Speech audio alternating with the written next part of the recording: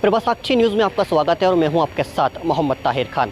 कांग्रेस के बाद भारतीय जनता पार्टी में भी लोकसभा चुनाव से पहले इस्तीफों का दौर शुरू हो गया है।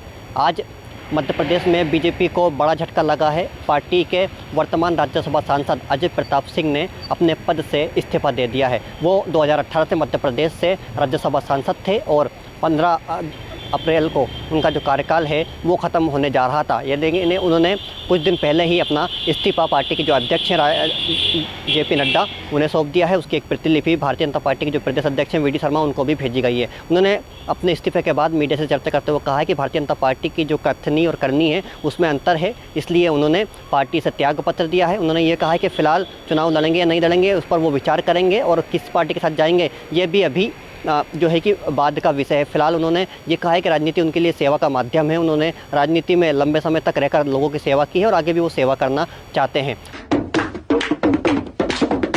की प्राथमिक संस्था से त्याग पत्र दे दिया है। स्वाभाविक है आप सबके मन में जिज्ञासा होगी कि त्याग पत्र देने का तात्कालिक कारण क्या है। लोकसभा के चुनाव चल रहे हैं और लोकसभा के चुनाव में भारतीय जनता पार्टी ने अपने प्रत्याशी की घोषणा की है।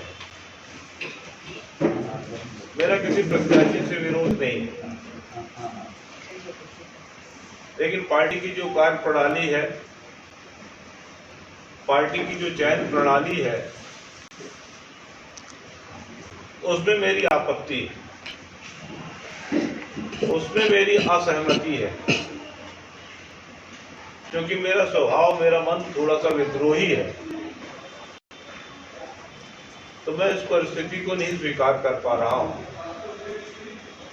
तो मेरी असहमति, आपत्ति मेरे त्याग पत्र के रूप में परिलक्षित हुई है।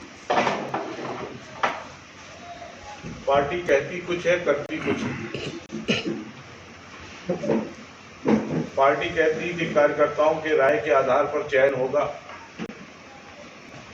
पार्टी कहती है कि जनता में सर्वे के आधार पर चयन होगा,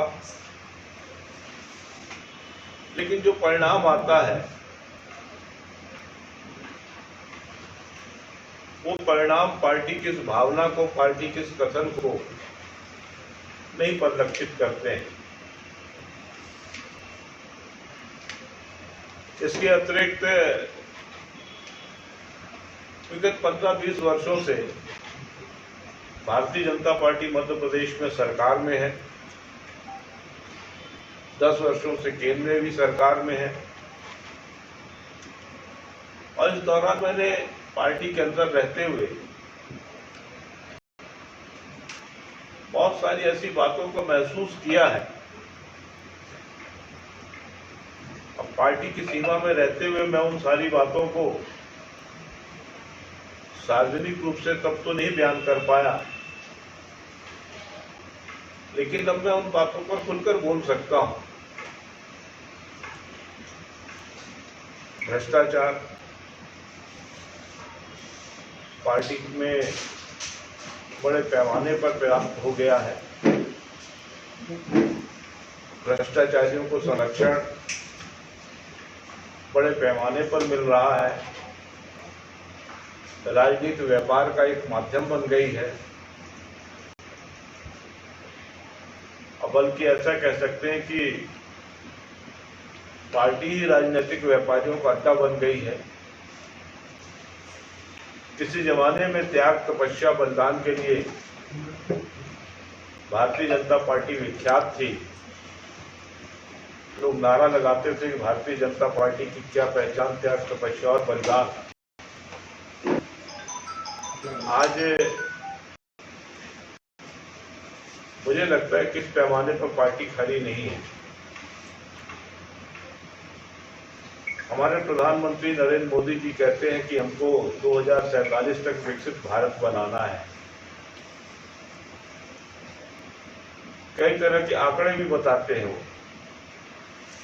भारतीय जनता पार्टी के कार्यकर्ता भी उन आंकड़ों का उल्लेख करते हैं,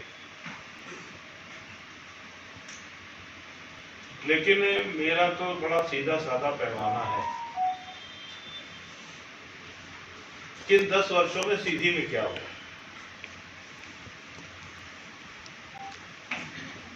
आप दूसरी जगह के आंकड़े बताओ कि 10 करोड़ हमने प्रधानमंत्री आवास बना दिए हैं, 20 करोड़ हमने घरों को नल का कनेक्शन दे दिया है, उज्ज्वला गैस बांट दिया है, फलाना कर दिया है, ठिकाना कर दिया है। मैं तो देखता हूँ हिंदी में क्या हुआ। मैं भारतीय जनता पार्टी की तरफ से 6 तक राज्यसभा का सांसद भी रहा हूँ। इन 6 वर्षों में मैंने सीधी के जो भी मुद्दे उठाए, आज बड़े खेत के साथ आपको कहना पड़ रहा है कि वो मुद्दे जहां के तहां खड़े हैं। चाहे रेल लाइन की बात हो, चाहे सीधी सिंगरौली सड़क की बात हो, चाहे सोन घड़ियाल अभ्यारण्य की बात हो, चाहे संजय गांधी टाइगर रिजर्व की बात हो, चाहे कालरी क्षेत्र में विस्थापन और विस्थापितों की समस्याओं के संदर्भ में विषय हो, बातें बड़ी बड़ी हुई, बड़े बड़े आश्वासन मिले, लेकिन नतीजा सिफर रहा। तो आपको बता दें कि सीधी से वो उम्मीदवारी जता रहे थे, लेकिन सीधी से उनका टिकट कट गया था। उसके बाद कांग्रेस ने वहाँ से कमलेश्वर पटेल को उम्मीदवार बनाया है, तो भारतीय जनता पार्टी ने उनके अलावा वहाँ पर दूसरा प्रत्याशी उतारा, जिससे वो कहीं ना कहीं नाराज चल रहे थे और उन्होंने वर्तमान राज्यसभा सदस्य रहते हुए ही पार्टी से इस्तीफा दे दिया है। अगर आप भी लेना चाहते हैं देश दुनिया की तमाम जानकारी, तो आज ही सब्सक्राइब करें हमारे चैनल को। साथ ही नीचे दिए बेल आइकन को जरूर दबाएं ताकि हर अपडेट आप तक पहुंच सके।